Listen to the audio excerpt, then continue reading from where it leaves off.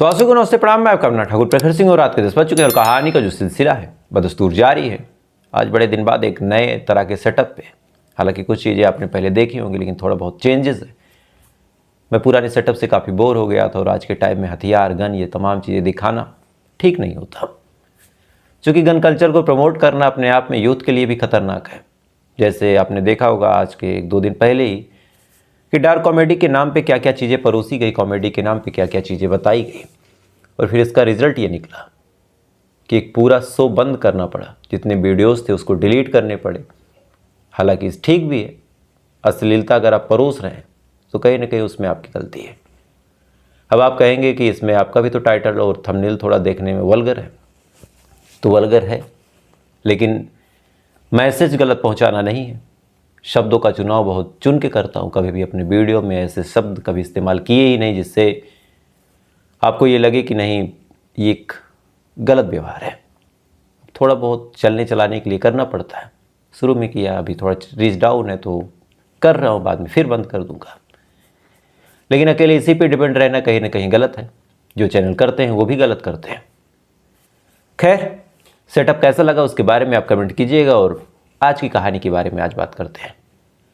आमतौर पे आपको मैं ज़्यादातर नई ताज़ी घटनाएं सुनाता हूँ, यानी 2 दिन पहले 4 दिन पहले घटी कोई घटना। अब इस घटना को सुनाने का नुकसान मुझे ये होता है कि आप लोगों में से कई ऐसे भाई होते हैं जो कमेंट करते हैं कि सर आप या फिर भाई आप जो भी जैसा रिश्ता समझे मुझसे, इस कहानी में आगे क्या हुआ और कातिल को क्या सज़ा मिली या फिर जिसने गलत किया उसको क्या हुआ, इसके बारे में थोड़ा सा डिटेल में बताएं। अब कहानी ताज़ी होती, पता भी नहीं चल पाता कि क्या बताएं क्या ना बताएं।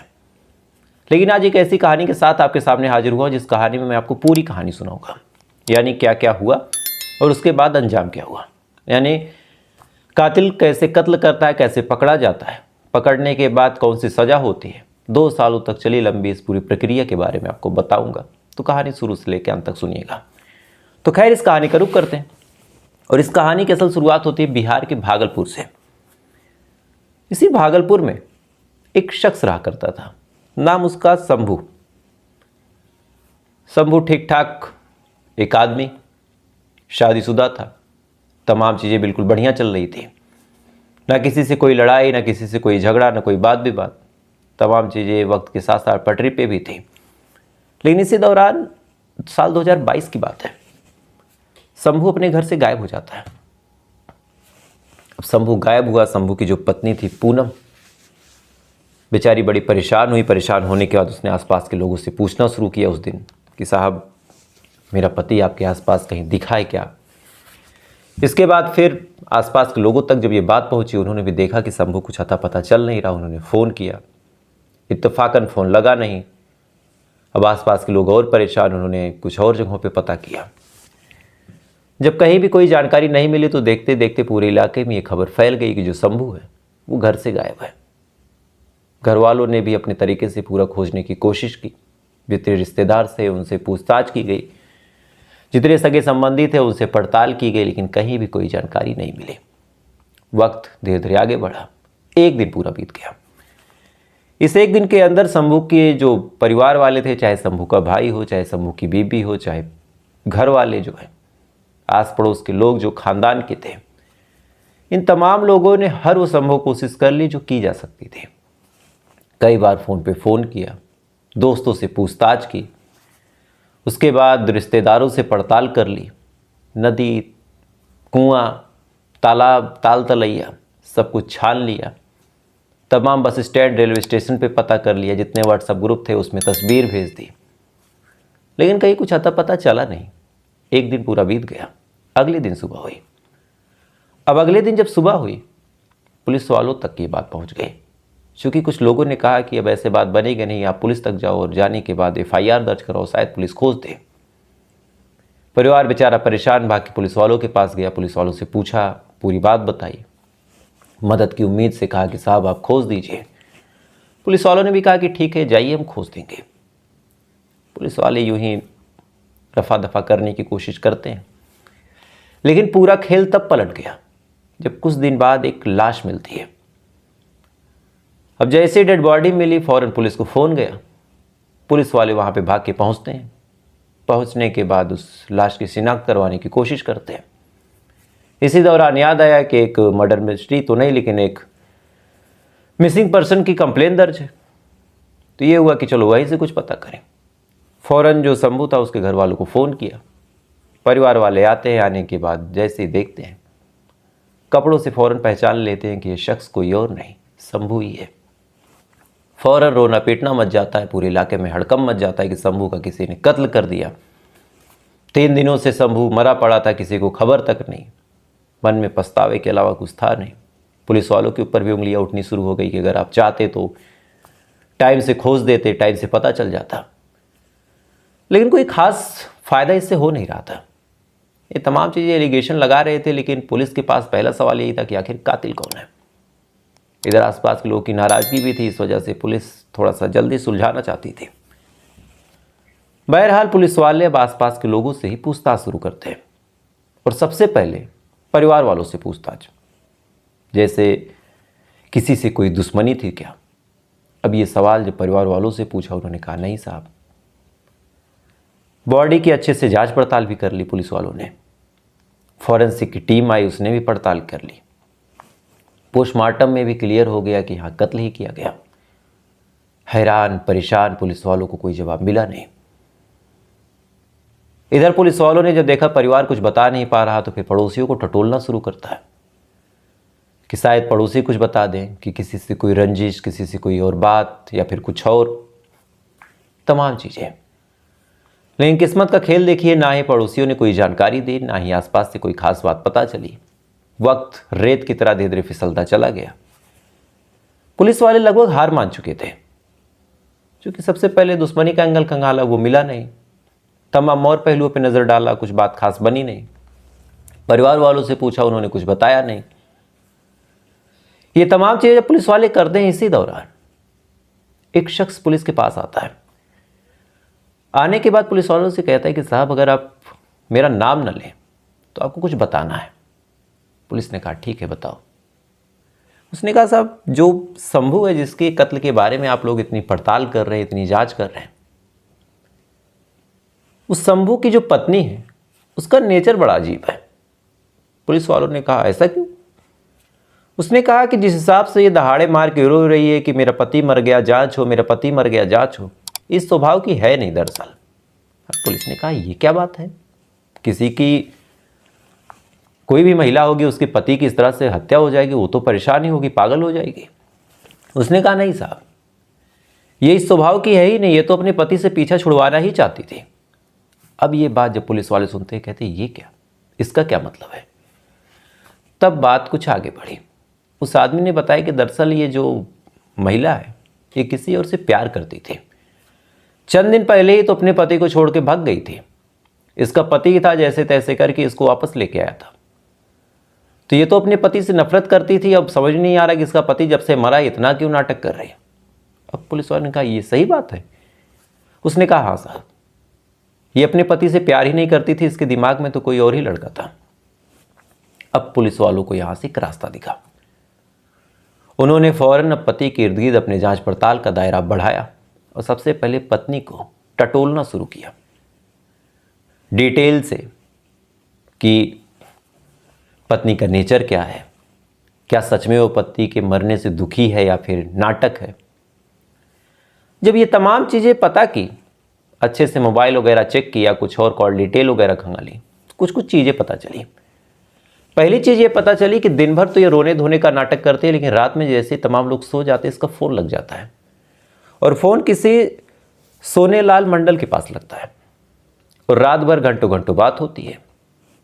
SMS वगैरह जब चेक किया मोबाइल को अपने कब्जे में लेके, बहाने से कि हमें कुछ पता करना है, कुछ जांच करनी है, तो SMS और WhatsApp पे मैसेज भी कुछ इस टाइप के थे कि हंसी की इमोजी, स्माइल की इमोजी, ये तमाम चीज़। अब ये तमाम चीज़ जब पुलिस वालों ने देखी तब पुलिस वालों को लग गया कि हो ना हो ये महिला ज़रूर कुछ जानती है और जानबूझ की एक्टिंग कर रही है। फिर क्या था, एक बहाने से पूछताछ के कि हमें कुछ जानना है, कुछ समझना है। हालांकि महिला को डाउट नहीं होने दिया कि तुम्हारे ऊपर हम शक कर रहे हैं। एक बहाने से उसको अपने पास बुलाया और बुलाने के बाद तबीयत से पूछताछ करते अलग अलग तरीक़ों से कि कोई गलती कर दे, कहीं मुंह खोल दे। जब काफ़ी देर पूछताछ की गई तब अंत में ये कुछ बयान ऐसे देती है जिस पे और डाउट होता है। पहले एक आदमी ने रिलेशन के बारे में बताया, दोबारा फिर जांच पड़ताल की तो नंबर मिले, तिबारा इससे जब बयान दर्ज करवाया गया तो इसने फिर अलग अलग बयान देने शुरू किए। पुलिस को लग गया कि हो ना हो दाल में कुछ काला है। उसने और शक्ति बरती, जब शक्ति बरती तो एक और नाम निकल के सामने आया, और ये वही नाम था जिस नाम के साथ अभी मैंने बताया कि ये बात करती थी, सोनेलाल मंडल। फौरन पुलिस की टीम सोनेलाल मंडल को अपने साथ हिरासत में लेती है। उसके बाद पूछताछ की जाती है। जब पूरी पूछताछ की गई तब एक कहानी पता चली। कहानी बड़ी दिलचस्प है। दरअसल जो शंभू था वो आमतौर पर इधर उधर घूम घाम के अपने घर का काम करता था, अपनी रोजी रोटी चलाने के लिए, कभी इधर कभी उधर। और ऐसे एक शख्स था सोनेलाल मंडल, जो इधर घूम काम के कभी शंभू के घर, कभी कहीं और, कभी कहीं और, कभी किसी से पैसा लेना, कभी किसी का पैसा वापस कर देना, यानी जुगाड़ू टाइप का आदमी था। इधर उधर बातचीत करके अपनी ज़िंदगी की रोजी रोटी चलाया करता था। और ऐसे ही इसकी मुलाकात जो शंभू की पत्नी पूनम है उससे हो जाती है। दोनों पहले यूं ही मिलते हैं, फिर देखे देखे बातचीत होती है। बातचीत जब आगे बढ़ती है, दोनों के बीच रिलेशन अच्छा होता है। पहले दोस्ती होती है, फिर प्यार होता है। प्यार होने के बाद आए दिन दोनों एक दूसरे के साथ मिलने का बहाना बनाने लगे। जब भी मौका मिलता, जो सोनेलाल मंडल है इसके घर पे आ जाता या फिर घर के पीछे आ जाता। पूनम को भी मौका मिलता तो बाजार हाट करने के बहाने चली जाती। शुरुआत में ये चीज़ें एकदम दबी कुचली रही, लेकिन जैसे जैसे वक्त आगे बढ़ा दोनों के बारे में पूरे इलाके में खबर फैल गई। सब धीरे धीरे जानने लगे कि इन दोनों का नेचर कैसा है। इधर इन दोनों का प्यार भी परवान चढ़ रहा था। इस बात से जो पति था वो काफ़ी परेशान था। उसने रोक टोक लगानी शुरू की, क्योंकि भाई कोई भी पति होगा रोकेगा ही। उसके बाद जब रोक टोक लगाई तो इन दोनों को बर्दाश्त नहीं हुआ। इन्होंने एक दूसरा फैसला लिया। ये अपना घर छोड़ते हैं। घर बार छोड़ने के बाद रात के अंधेरे में भाग जाते हैं। दोनों भाग के दिल्ली पहुंचते हैं, लेकिन अब अचानक से दिल्ली, न पैसा न कुछ, न कोई रोजगार, करें क्या। 2-4 दिनों तक तो एक दूसरे के साथ ठीक ठाक तरीके से रहते हैं, लेकिन अब दिल्ली जैसी जगहों में खाली पेट कैसे आदमी गुजारा करेगा। आदमी हो तो ठीक है, एक महिला भी है, कहाँ सोएंगे, कहाँ जाएंगे। इधर शंभू भी लगातार पता करता रहा कि कहाँ हैं, क्या कर रही हैं। तो कहीं ना कहीं इनको लगा कि अब यही तरीका है कि वापस चलो।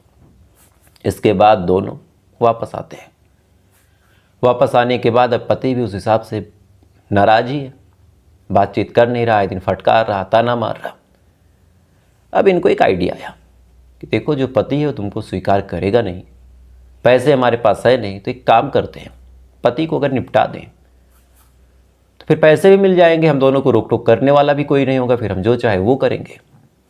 इसी के जस्ट बाद दोनों प्लान बनाते हैं।